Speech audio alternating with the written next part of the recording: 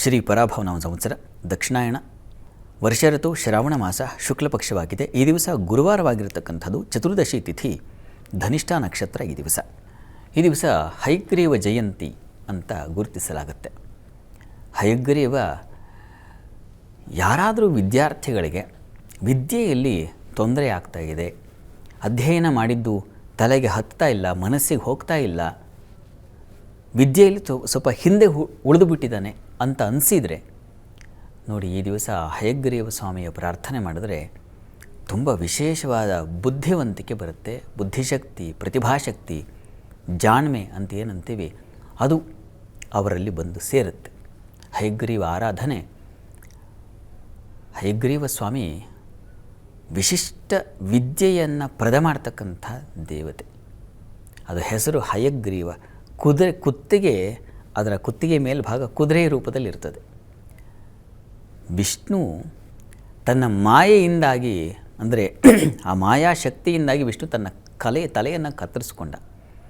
ಮತ್ತೆ ತಾನು ಹಯಗ್ರೀವನಾಗಿ ಅವತರಿಸಿದ. ಅದು ಒಂದು ಶತ್ರುವಿನ, ಒಂದು ರಾಕ್ಷಸನ, ಹಯಗ್ರೀವ ಅಂತಕ್ಕಂಥವನೇ ಒಬ್ಬ ರಾಕ್ಷಸ, ಅವನ ಸಂಹಾರಕ್ಕಾಗಿ. ಇದೇ ಹಯಗ್ರೀವನಿಂದಾಗಿ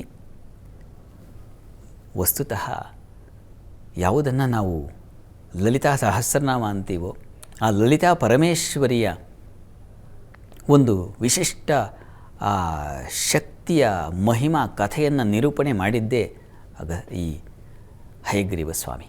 ಅದು ಅಗಸ್ತ್ಯ ಮುನಿಗಳಿಗೆ. ಹೀಗಾಗಿ ಹಯಗ್ರೀವರಿಂದ ನಮಗೆ ಎಲ್ಲ ಬಗೆಯ ವಿದ್ಯೆಯೂ ನಮಗೆ ಕರಗತವಾಗಿಬಿಡುತ್ತೆ.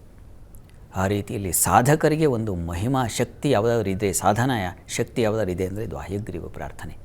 ಆಧಾರಂ ಸರ್ವವಿದ್ಯಾನಾಂ ಹಯಗ್ರೀವ ಉಪಾಸ್ಮಹೆ ಅಂತ. ಸರ್ವವಿದ್ಯೆಗಳಿಗೆ ಆಧಾರವಾಗಿರ್ತಕ್ಕಂಥ ಹಯಗ್ರೀವ ಸ್ವಾಮಿಯನ್ನು ನಾನು ಉಪಾಸಿಸ್ತೀನಿ ಅಂತಕ್ಕಂಥ ಒಂದು ಸ್ತುತಿ ಇದೆ. ಆ ಮಂತ್ರವನ್ನು ಈ ದಿವಸ ಎಲ್ಲರೂ ನಿಮ್ಮ ಕ್ಷೇತ್ರಗಳಲ್ಲಿ ಬೆಳಗಬೇಕು ಅಂತಂದರೆ ಈ ಮಂತ್ರವನ್ನು ನೀವು ಪಠಿಸಬಹುದು, ಹೇಳಿಕೊಳ್ಬಹುದು. ಗಮನಿಸಿ ಮಂತ್ರ. ಜ್ಞಾನಾನಂದಮಯಂ ದೇವಂ ನಿರ್ಮಲ ಸ್ಫಟಿಕಾಕೃತಿಂ ಆಧಾರಂ ಸರ್ವವಿದ್ಯಾನಾಂ ಹಯಗ್ರೀವ ಉಪಾಸ್ಮಹೆ ಅಂತ.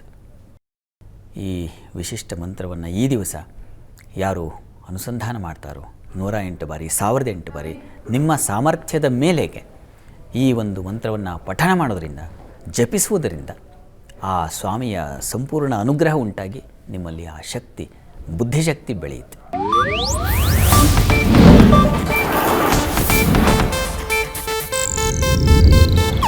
ಇದು ಏಷ್ಯಾನೆಟ್ ನ್ಯೂಸ್ ನೆಟ್ವರ್ಕ್ ಪ್ರಸ್ತುತಿ.